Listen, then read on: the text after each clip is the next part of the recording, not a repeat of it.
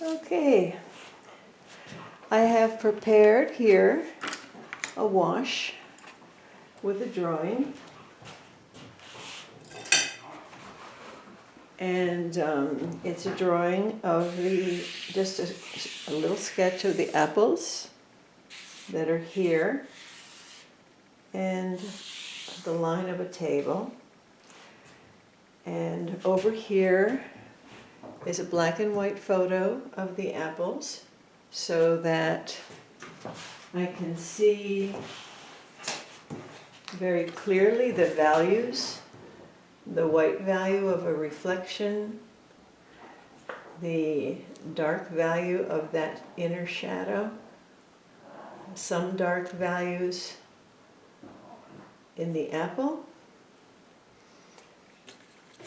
some lighter values in the shadows here and here. So this is a value finder, just to make that a little clearer. And over here the image is in color, and it shows the soft reddish yellow reflections of the apples on the paper, which here are just indicated in a slight gray tone, a very, very light gray tone you can see in there, in the range of 1 and 2. But here you can slightly see the pinkish red, and then also the color that is in the shadow.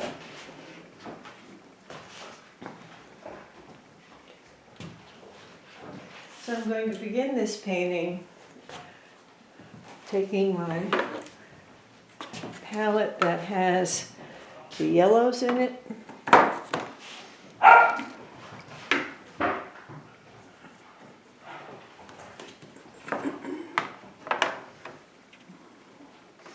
and going to any one of the yellows that I want. I'm going to do, come on you guys, you need to be quiet. I'm just going to paint this apple yellow. I'm going to tell these puppies to be quiet. Shh.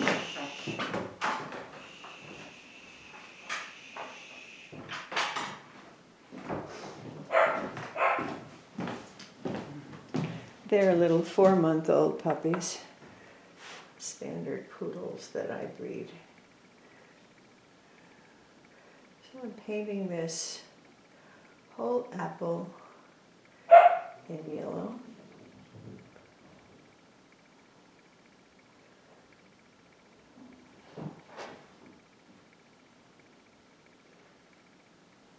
There's a little fleck of paint that didn't dissolve there. Let me get that up. There.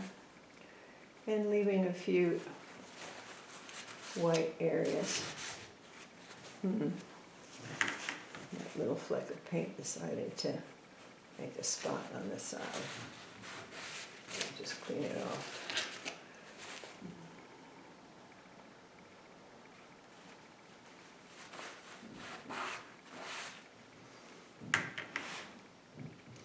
This is a 300-pound full sheet, so it's absorbing the color of that little fleck of paint that I didn't want.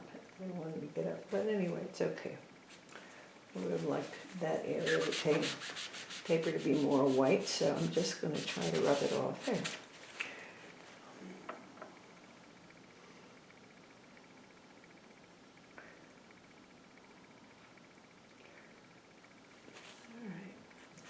Then I'm going to take another yellow. It doesn't really matter which one. I just want them to be slightly different. So this is a little more lemony yellow. This is actually a Nerolian yellow, which has some cobalt in it. Some people call it a cobalt yellow. It's a Nerolian yellow. The other one was more of a Hansa yellow. I'm going to leave some areas unpainted for reflections.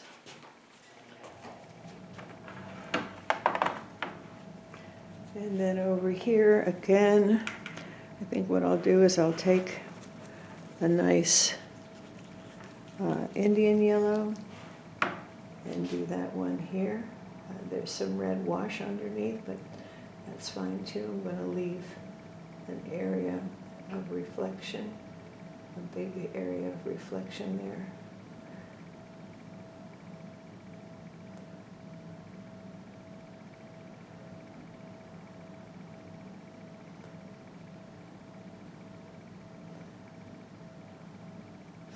And leave some areas of yellow that are already there from the wash. And leave those there. And that area of white is very nice. And leave that there. Leave some reflection areas. Okay.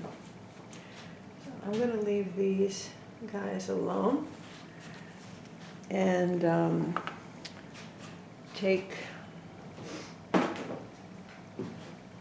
different set of colors. That's my palette that I just used that has yellows and earth colors on it. This palette here, I'll put another light for a little better light. Yeah, that's better.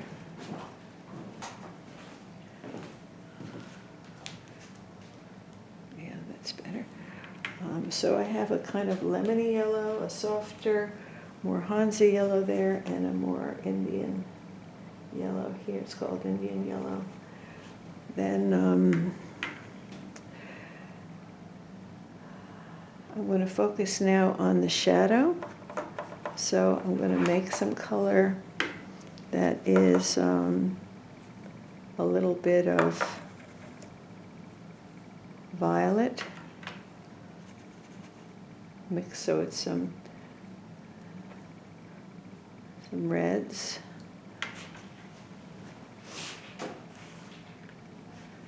And some blues. A little ultramarine blue. A little cobalt violet. And I want a little bit of a violet in my shadow. And that will be a shadow here for the plate.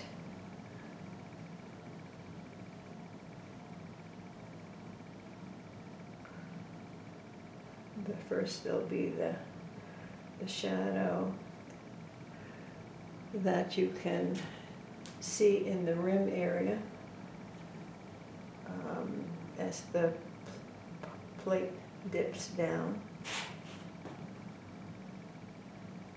So this is not just taking some black and putting water in it, it's making it a slightly more colorful shadow. So I'm putting that there.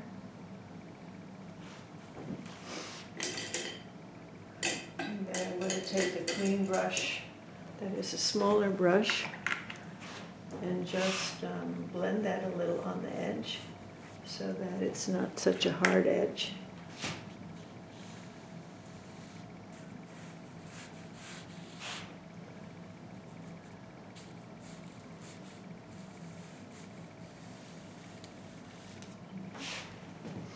And do the same on the inside, so it's not such a hard edge.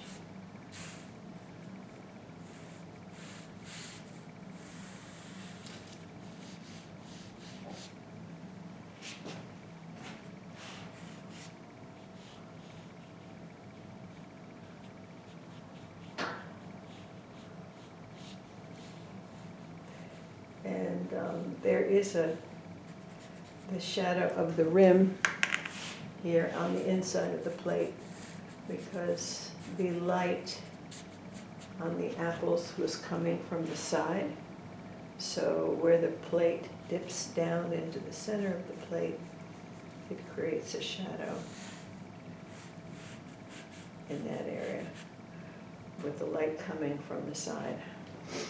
Then I wish to also make a shadow under the plate on this side.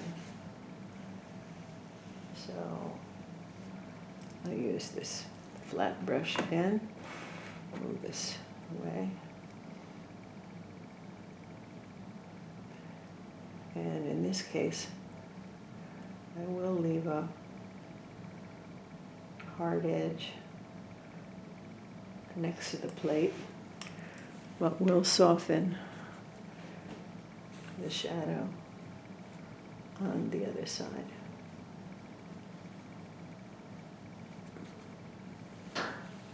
Softening it with water and carrying it out a little bit, making it lighter with water as I carry it out into the table area.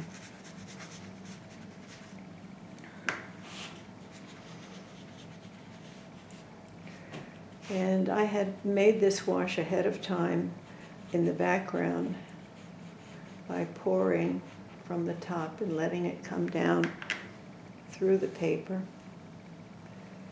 And you'll see that it's creating underneath that shadow a nice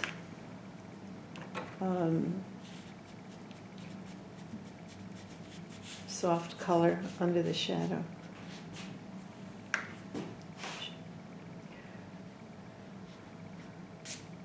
So while I have a real still life of the plate of apples, there is not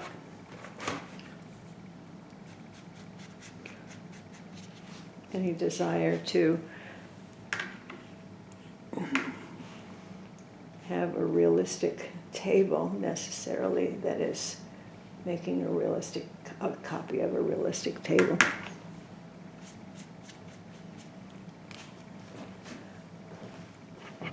Move this water a little closer to me.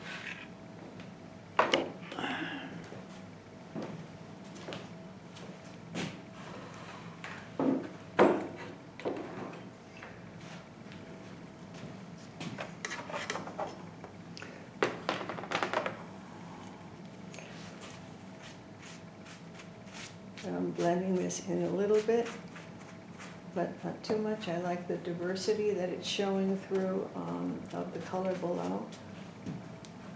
So I'll leave that. Okay.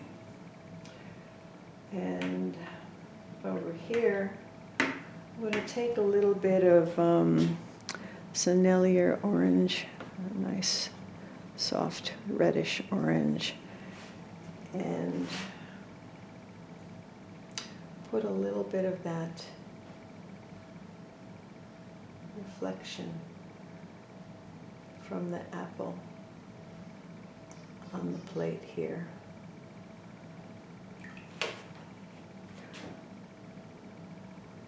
Soften those edges. This paper is a lovely Sanford 200-pound. Because it's 300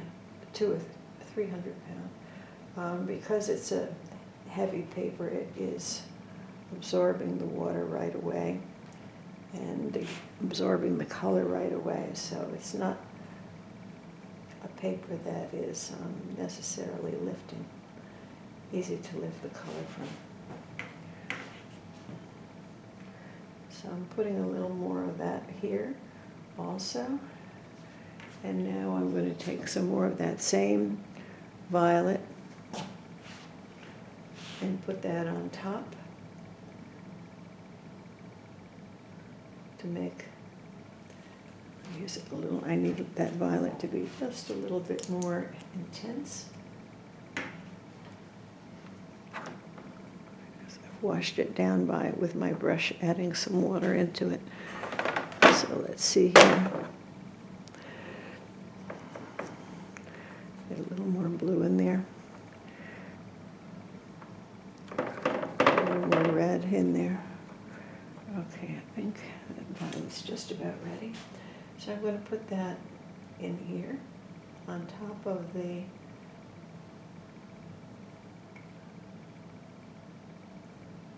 slight reddish reflection of the apples that was already there, and let the two blend together.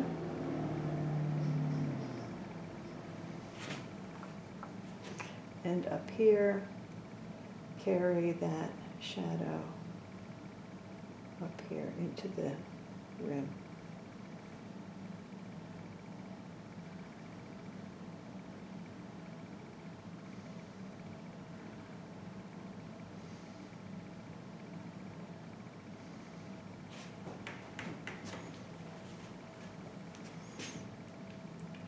So what I will be doing on this is a series of glazes of different colors to let them mix on the paper, and gradually will increase the intensity of some of these colors.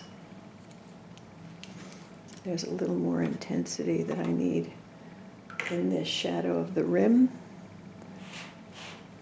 that's going around on the other side of the apple.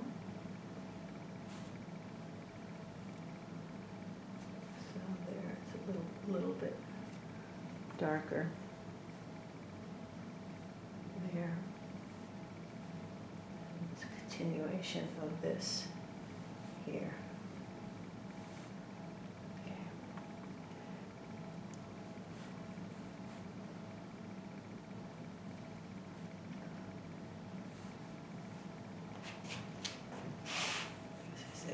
Continuation of this shadow here, which has diffused a bit in the paper, which holds water and diffuses color much more than a sheet of cold pressed wood or a sheet that is not as heavy wood.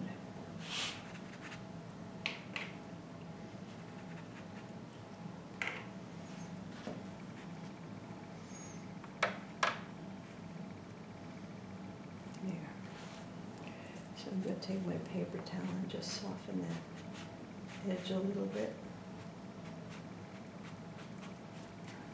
I can always make edges a little harder later, but I don't want to overdo them now. So the next step in this process is to add some reds. I'm going to add, in one place, there's a slight amount of green in the apple, and just for some contrast, you'll see there's a little green in the apple here, a little green in the apple here. So just to add a little bit of contrast, I'm going to take a fairly bright green,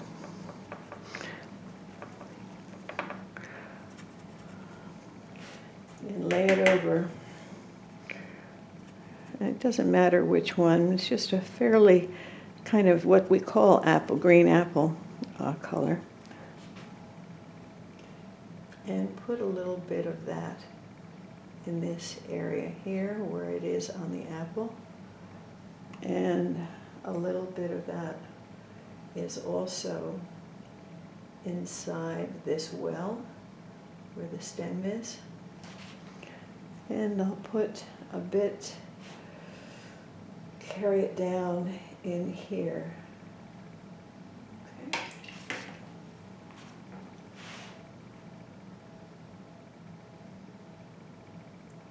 Soften this little edge here. Pick up a dab of paint there. Good. So the next step is focus on the reds.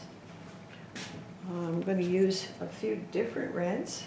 I'm going to start with a kind of a very scarlet red. It's not. I don't use any cadmium colors usually because I prefer to use transparent colors. So I'm going to use a very bright red there. This is not a quinacridone red, but it could be a quinacridone red, but it's not. It's a scarlet lake. But it's fairly transparent, as you can see. Need some paper towel.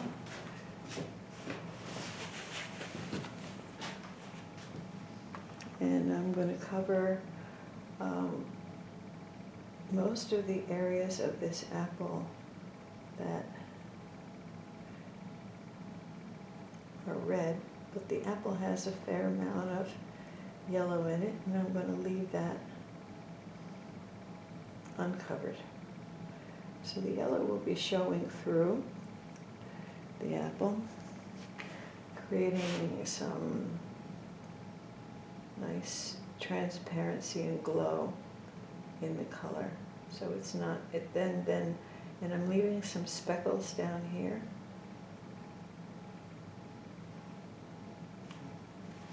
Move in with a smaller brush, create a little more intensity in this area, soften this edge here where the reflection is.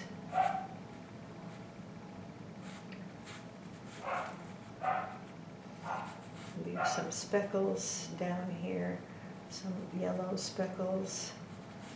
I can do that a little bit better with this smaller brush.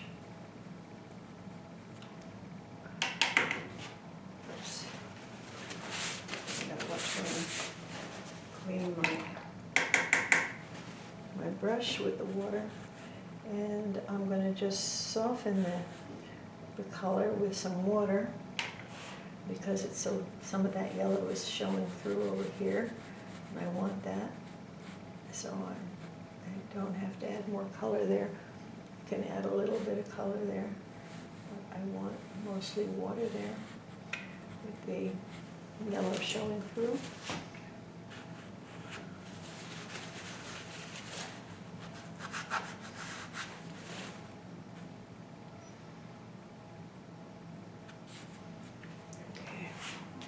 Now going back to adding more red. It's a little bit heavier down here, so less water in the paint.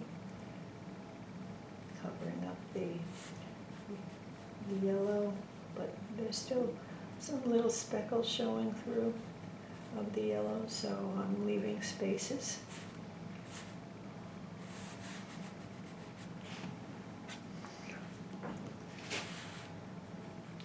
And continuing around, some more yellow spaces I'm leaving, and some of that green spaces I'm leaving.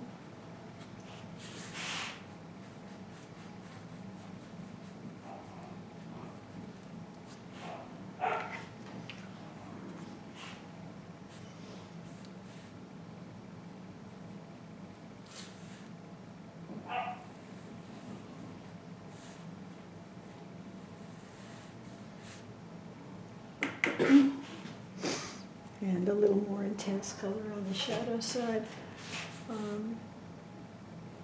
even here. Not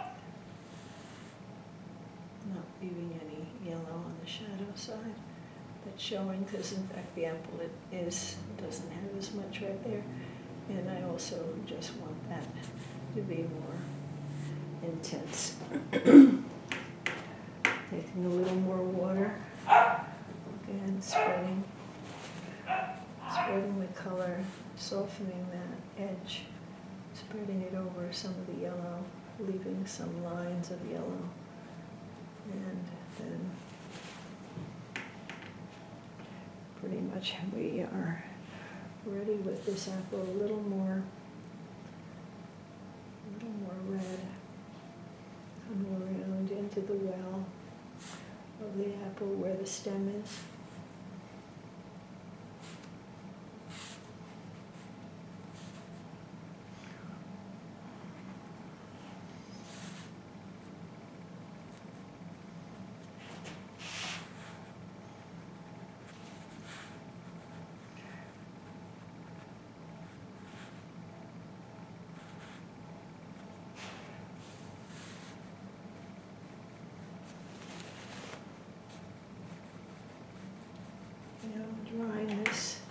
doing a little dry brush in this area, pulling some color down in there, but not making it too intense, leaving some of the yellow, because often that's where the yellow is in the well.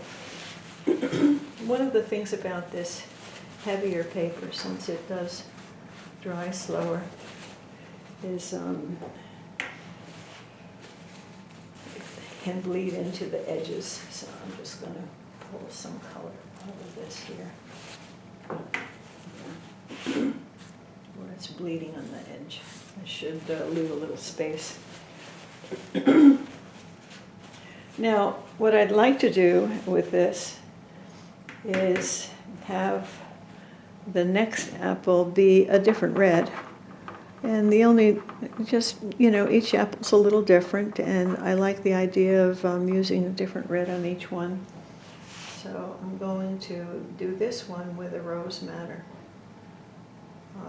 It's just a slight variation of red from the other one, which is more of a primary red. This one has a little bit more rose and a slightly more, little more brownish tone in it.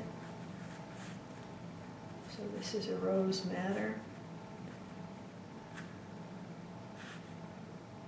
It's a very transparent color. One of the most transparent reds.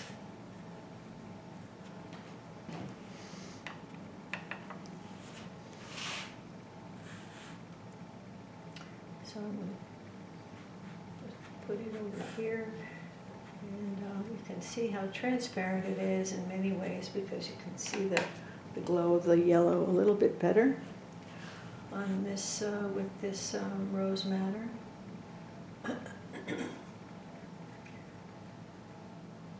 And I just like the idea of making each of these apples just a little bit different in the red that is chosen. It's a slight variation that creates a little bit of visual diversity. I'm going to leave a highlight there, but I'm going to carry the color over to the rim here of the well, and go over some of that green, but leave for the most part that green alone. Okay, and bring that color around, so it's a little deeper here down in the shadowy area, where it's getting also a little bit of red reflection from the neighboring apple.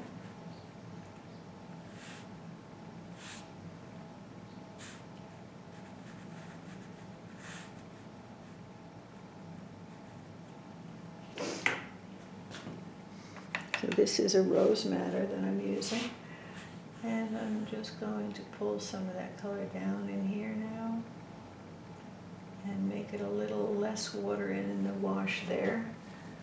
Again, it's coming more into shadow here. So the light is not hitting it the same way. Also, it's getting some reflection from the apple next to it. So the color is a little more intensely red from the apple's reflection on it.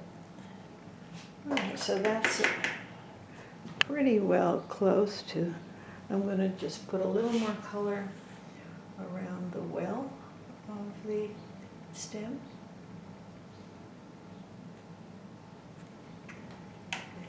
And then with just some water, carry some of that color down into the apple. Since we're doing this process by glazing one color over the other, this is not the final intensity of red that will be on this painting. So this is just the first wash of red, so it's fairly light, leaving a fair amount of color from below showing through. Just marking in where all the red will be. Take a little more red and bring it around here. Looking at my photograph now and then to see just how the red is behaving with this in this apple here, and how much yellow is there. I don't have to be true exactly to the one above, to the actual apple, but have a sense of it anyway. So there's a second red. And what I'd like to do for the third red is go to one of the most intense of the reds, which is an alizarin crimson red.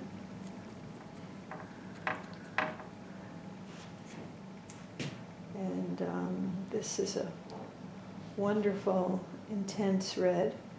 This apple on the left is a different kind of apple. The ones here are Honeycrisps. This is a delicious apple. And so it is actually a slightly different red.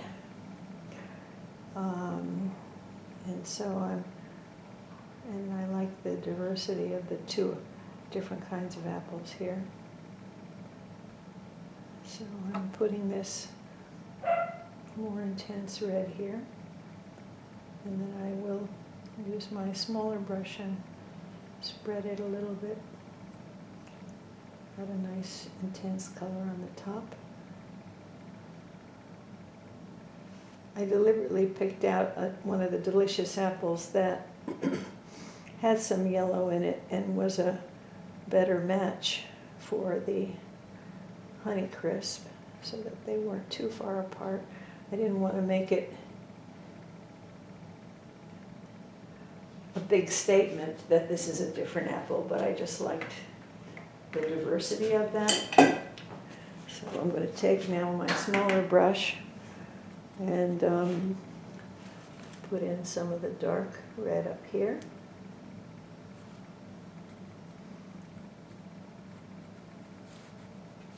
Some dark red down here because this is in shadow, and also has some red from the apples on the other side reflecting down into its area.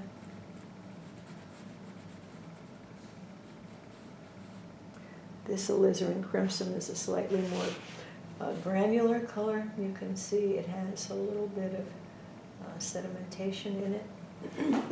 Makes for some interesting texture.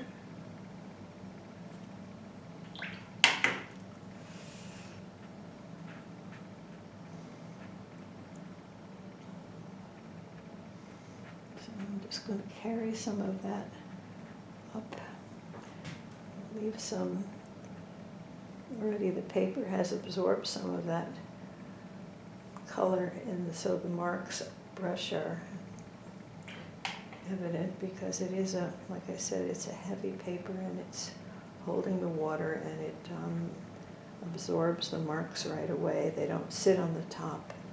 They're not easy to lift.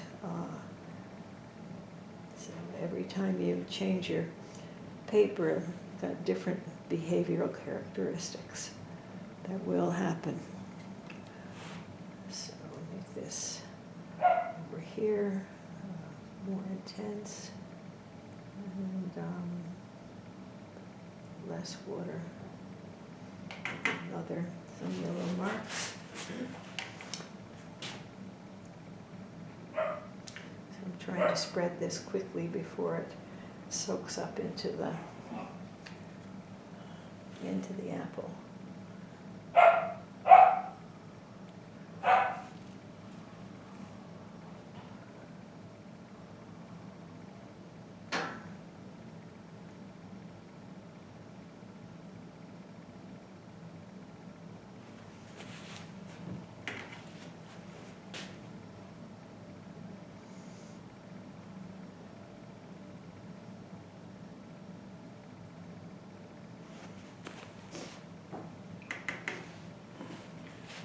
that's a good start for those apples.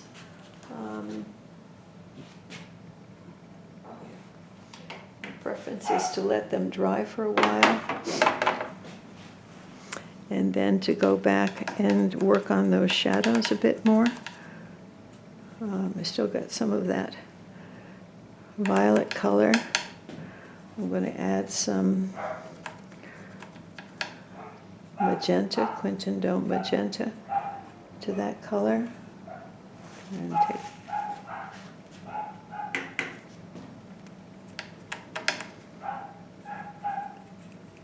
so it's got some blue and some Quinton magenta. And I think I'll take a little bit of Payne's gray and add that in there. So I have there's my puppy barking. They're playing with each other, so they are barking at each other. It's a play bark.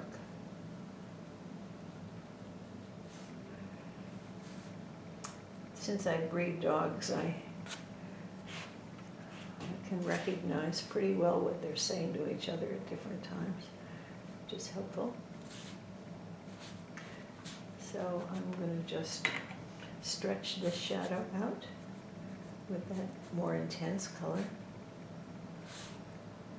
Hopefully I can do that pretty nicely and get it to be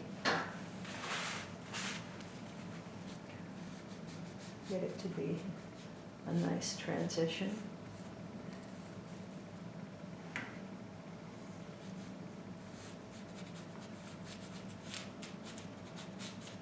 So there's one shadow of the apple coming away, leaving some of that reflected light. Soften the edge with my paper towel here.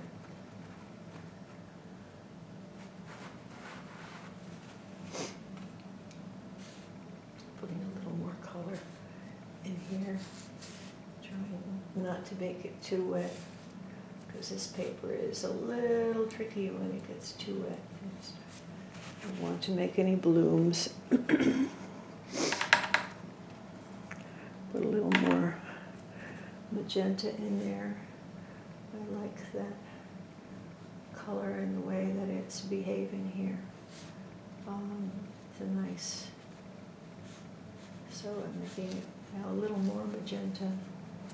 I like the transition between the Payne's gray mixed with the magenta and adding a little more magenta, pure magenta in. Okay, so that's starting to, so I'm just trying to smooth the edges there.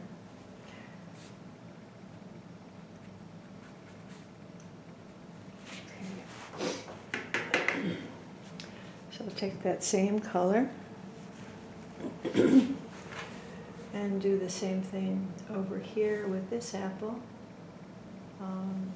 Making that shadow of the apple, but leaving the reflected apple color that has already been put in here.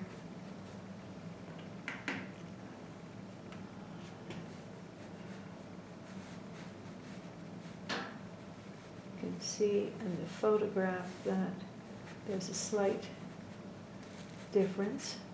So I'm going to carry that up here a bit. Not too much, it's not too intense as it raises up into the plate, but getting the color down here being more intense, closer to the apple, the shadow is more intense.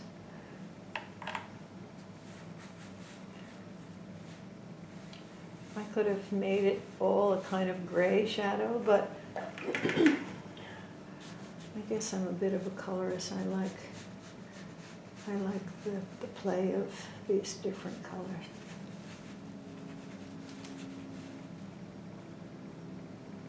Yeah.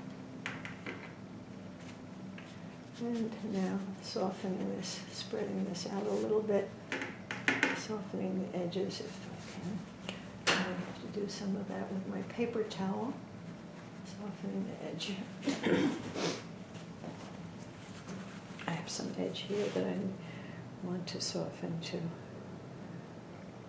Just lifting a little bit of color to blend. Now, if this were a hot press paper and smooth, I could do that more easily with a brush. But sometimes with this very heavy cold press paper, I need to stop the diffusion of the paint in the water into the paper with the paper towel.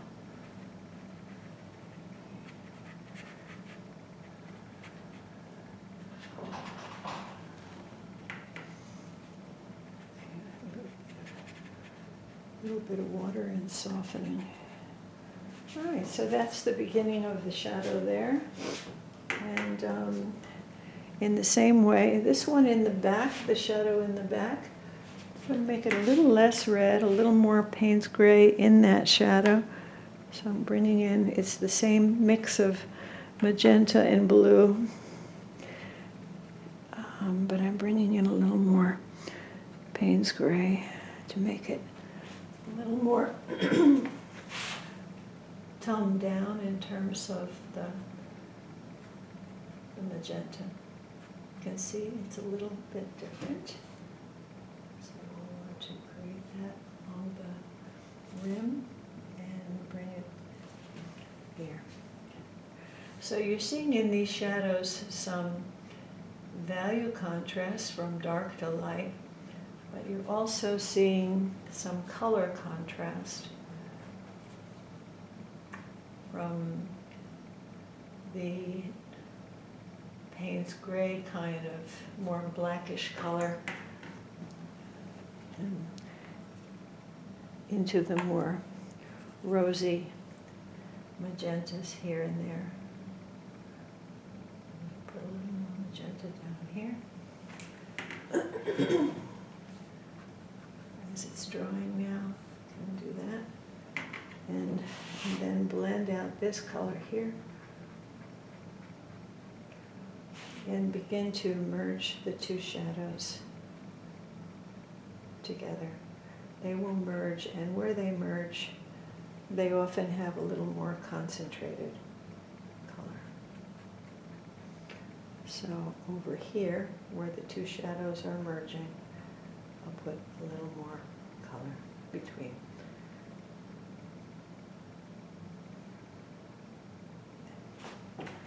Okay, so that is the beginning process of this.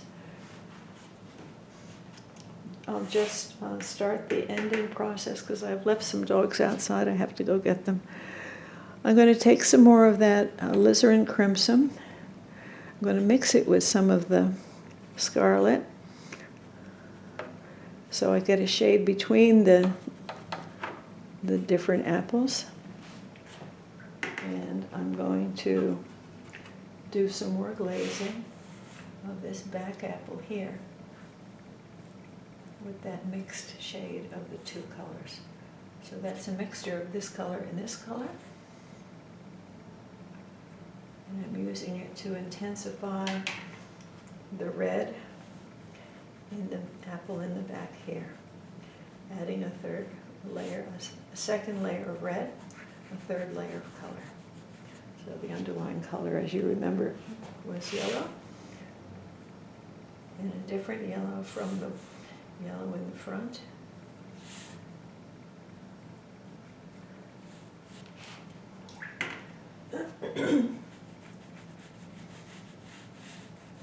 You can see how the color glazes over and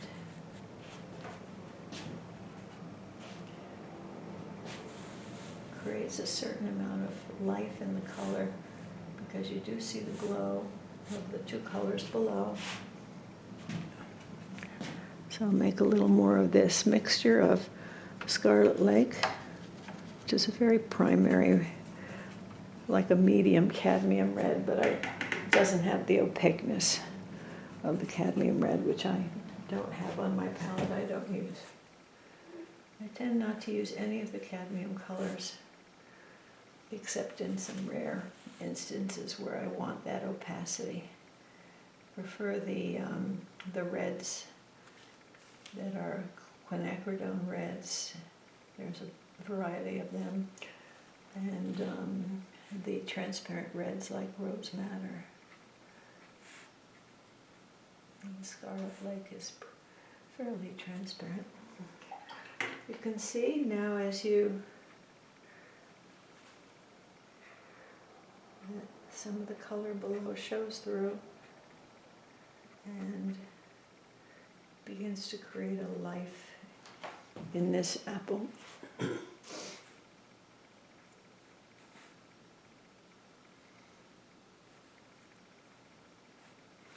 You can use this same approach to do any of your fruits, cherries, peaches,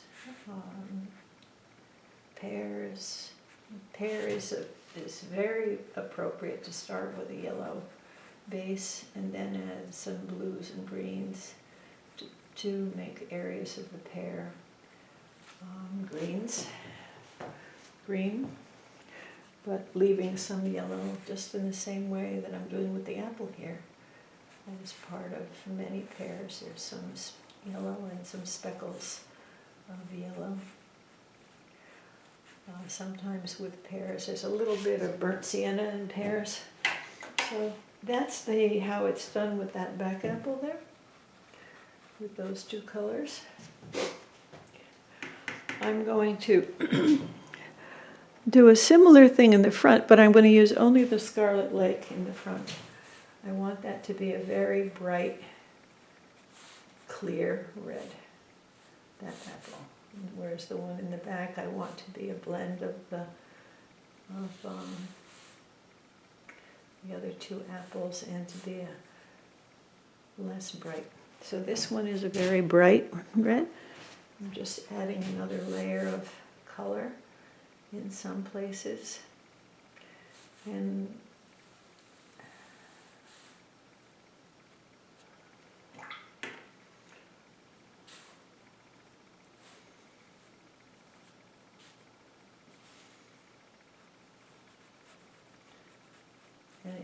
because it's transparent paint, and it shows some of the marks from below.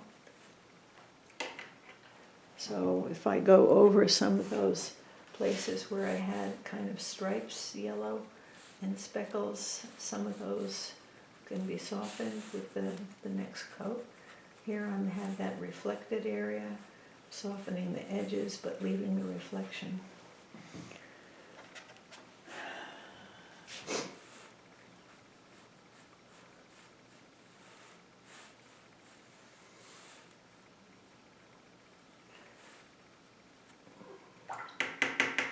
And I'm going to go over some of these yellow speckles, and it will just create a very soft speckling. I'm going over some of the yellow here, and it's creating a soft transition for the red.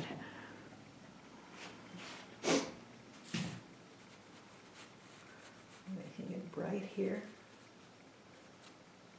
And then with water, spreading some of it out over some of the speckles, leaving some of that yellow here. Lift a little. Now, in this bottom area, I'll take some of that mixture of alizarin, crimson, and scarlet to get a little bit of a more dark red. That's the mixture that I had used up here. So I'll put a little bit of that down on the bottom here and in the shadow here. But otherwise, I think for now, that layer is pretty well set. I'll put a little bit in the well where there will be a stem later on.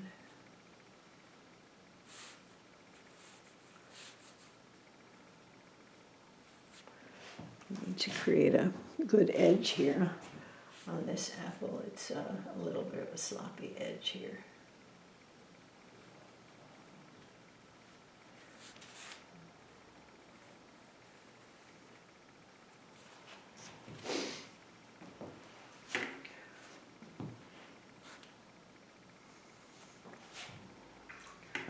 So now I'm going to go back again with the alizarin crimson. I'm going to add a little bit of that shadow purple that we had, mix it with that, and have it be a mixture of the shadow color with the alizarin crimson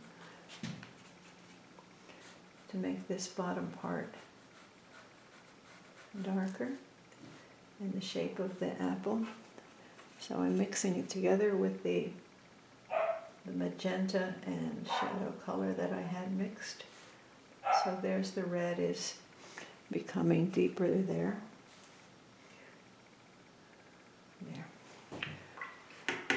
And then I'll just take some more of the pure color and carry it around, make it a little more intense, glaze over some of the lower color, and use my water to spread it. I'm going to go back into that magenta and alizarin crimson again, and on this side put a little more of that deeper color, and then just pure color, pure alizarin crimson up here.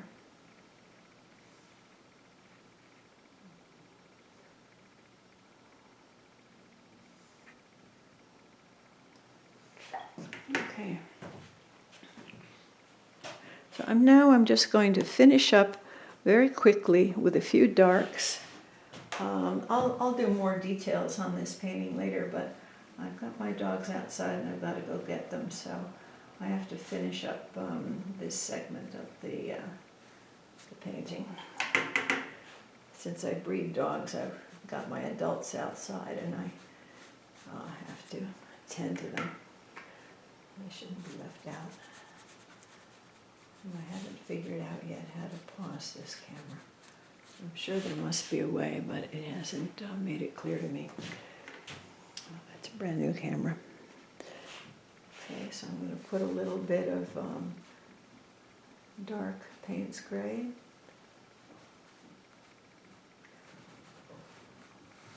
Close to the apple, and spread that out a bit, just to get a more intense shadow next to the apple. And then I want to have a little bit of that Payne's Gray in the well of the apple here.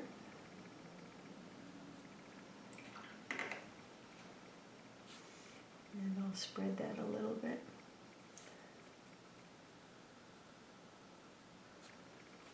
Some of the wells have that dark and some don't. So I'll put a little bit, a tiny bit on the edge here. Maybe I put too much, lift some off.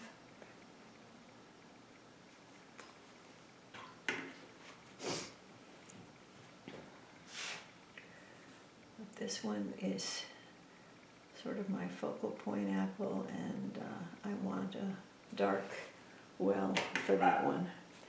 I'll take just a tiny bit around the edge of this one, but not much. I don't want to take away from the apple below. Then the next step is fairly simple. I need a brown stem.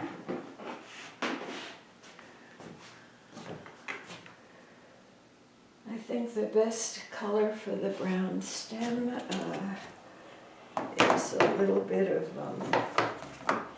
Van Dyke brown. Here it is here. A little bit of Van Dyke brown. So I'll start go with a smaller brush now. A little smaller round sable.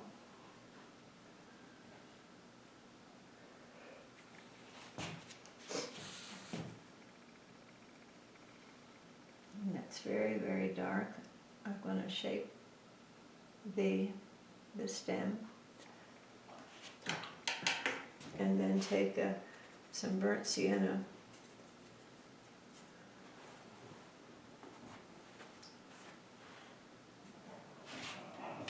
and put it alongside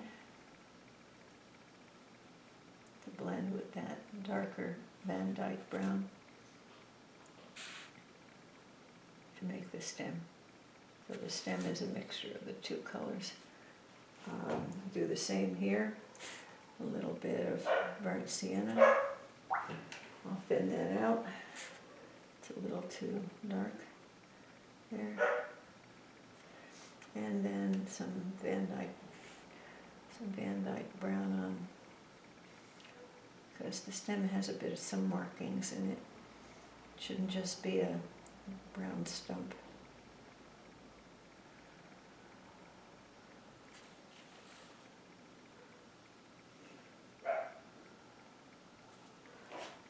Okay, this one I'm just going to make a little bit lighter. A little bit of this mixture of the two colors. Less emphasis on this stem in this one. I don't want it to be too much of a big statement back there with the focal point here. So this painting will have a little bit more work, a little bit more detail, but for now I think I'll just put a little bit more red here. I like this. Apple is the focal point, so just put a little bit of that alizarin crimson there. And a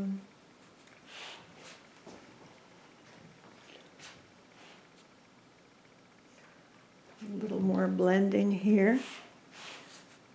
More color, bright color here, and blending. Since this, one of the things I think I will do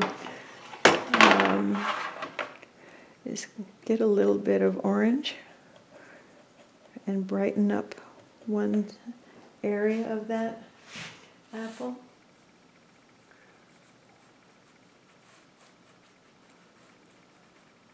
And that, I think, will draw the eye more to that. It's sort of a tomato color, but I think it will work in the long run. The other thing I'd like to do is brighten up a little bit a couple of the yellow areas. There's a bright yellow there. I'm going to put a little bit of bright yellow in there and in here. It's the lime yellow is a little too soft for the whole apple.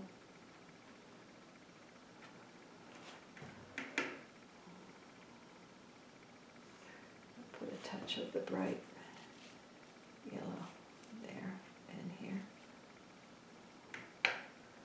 And I can even glaze over a few sections with the bright yellow. See that? Just glaze over a few of the red sections. It'll create a slightly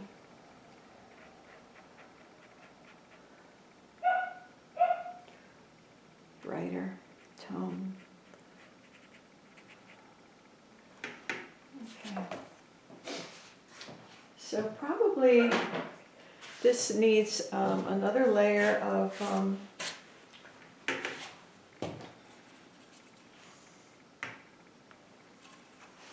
just going to put a little bit around my pencil mark here to show the table, to show the rim of the plate, not just leave it a pencil mark. And I can do that with any any color at all, doesn't matter. So I'm picking up some of that red and mauve and carrying it around. Doesn't matter. As long as it somehow creates the sense of a rim. I'm not going to be too fussy about it at this point. And a little more carrying around the sense of the rim where it moves into the flat part of the plate. There. I don't want this to be too precise. I want it to be a little bit casual. This one here I'll be a little more careful with. Just slight watery gray. And again here, just a slight watery gray.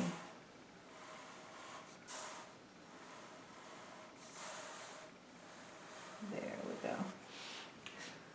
Okay, now I did say there was a table here. It did indicate a table.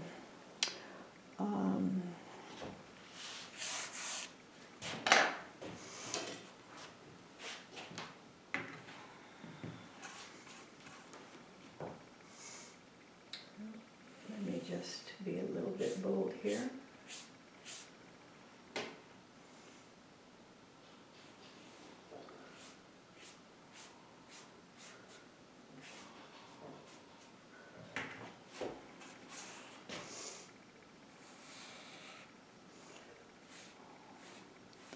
And do a little bit of dry brush.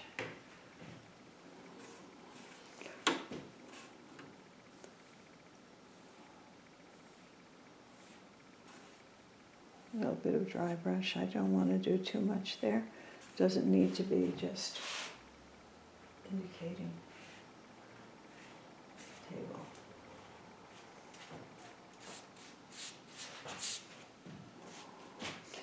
And if I feel like it later, I may go back and do something more with that.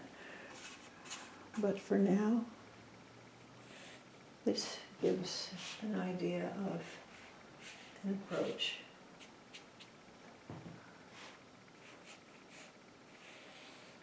To a still life of apples.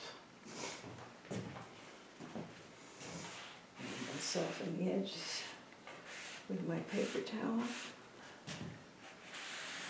I can always go back in later and do more detail if that's wanted.